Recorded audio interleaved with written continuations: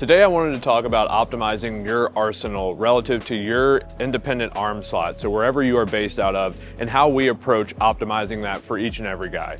I'm Tyler Zombro with Tread Athletics, and let's dive into it. So let's bucket this as either high slot, 3/4 slot, or low slot. So relative to where you are, we want to individualize your arsenal based on that. With each of these arm slots, a really helpful visual would be to just draw a line through the TrackMan plot. So you can do that horizontally, low slot, 3/4, and then up, down. And so typically you're gonna stay around the plane of your arm for where your arsenal goes.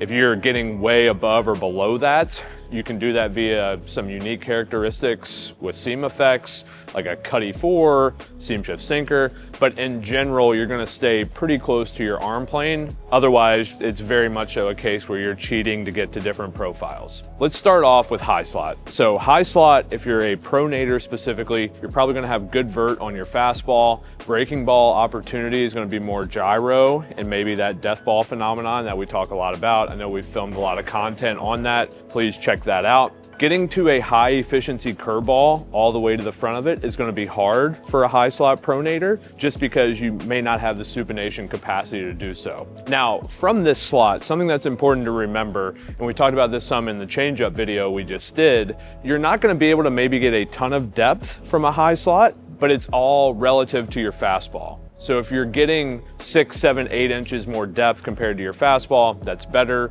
Of course, when you're playing the angle from the high slot, you also can just achieve perceived depth via the angle, and if the velo's off of it, that's more of that front to back separation that helps a ton as well. So high slot, typically for a pronator, the version of that triangle is going to be a carry fastball, some form of split change, and then you're gonna have the gyro death ball. So that's kind of the high slot triangle, we would say. Now, high slot supinator, you're gonna have more arsenal opportunity. You're gonna have the Cutty 4 that may take you even left of the 0 line. You can seam shift a runner off of that. So think about a lot of the Dodgers pitchers currently. Glasnow implemented that late last year. So you can see guys hitting that little arm side dart. But again, you're not gonna have depth. It's just gonna be a dart because the axis is so high. It'll be Cutty 4 and then a dart 2 seam, not a big sinker. So that's for the high slot supinator. They will get to a gyro with better velocity.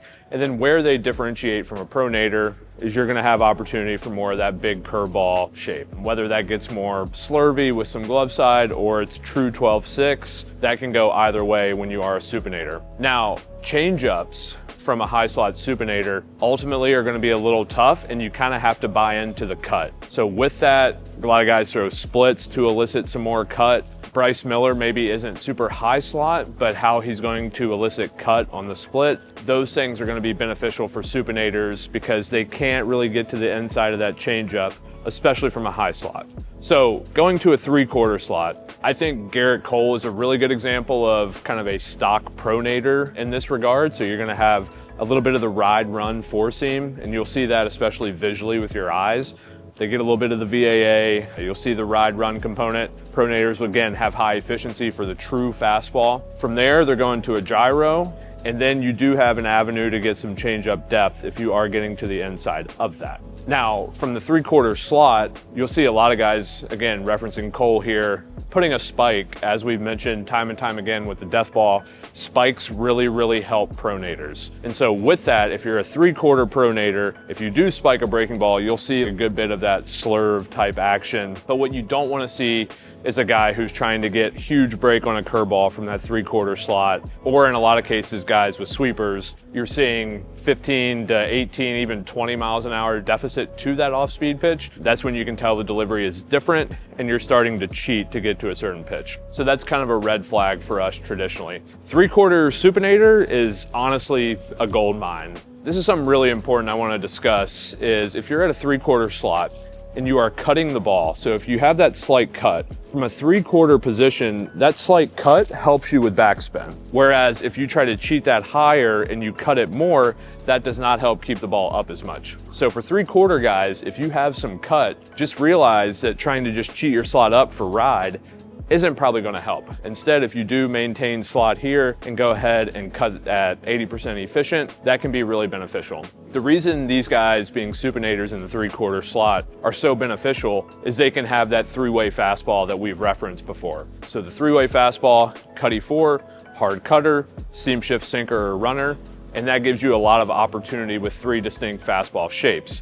Again, as previously mentioned, supinators get to breaking balls at better velo. Now the 3/4 guy can throw the hard gyro, he can throw a sweeper. If he is a little higher out of that 3/4 slot, maybe it's kind of that power curveball profile. And so those are things that are really unique to those 3/4 supinators. And then of course, changeup wise, you're gonna want these guys to probably cut the changeup just because you don't want a lot of supination and then trying to cheat your way heavy to the inside of the ball. So 3/4 supinator, ton of arsenal opportunity. That's probably the arsenal, I would say, where you get off of the arm angle line a little bit and have some spread there.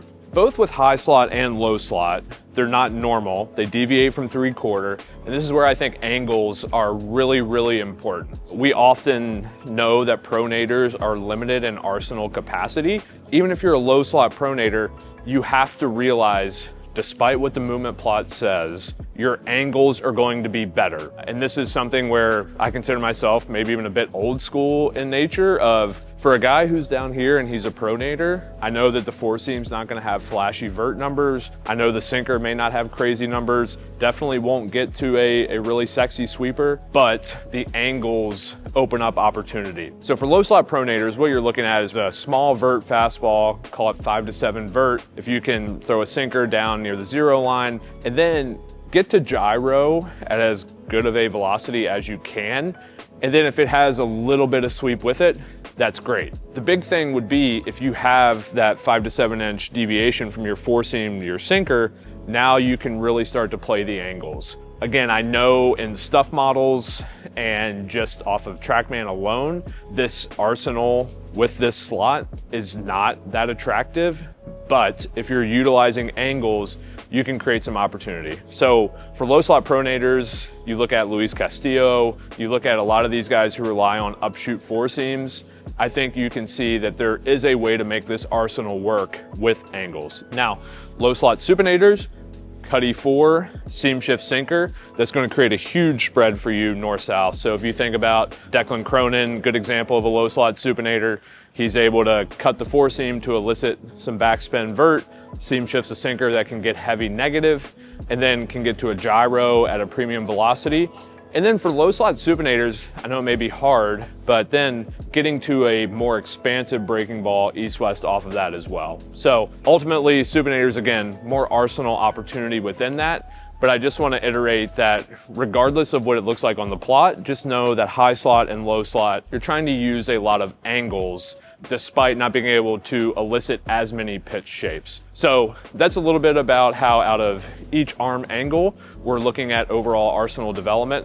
Again, thinking from low slot, 3/4, high slot, and that's just a general overview for if you're a pronator or supinator relative to each bucket. So hope you guys enjoyed that video. Please let us know if you have any questions and look forward to seeing you in the next one.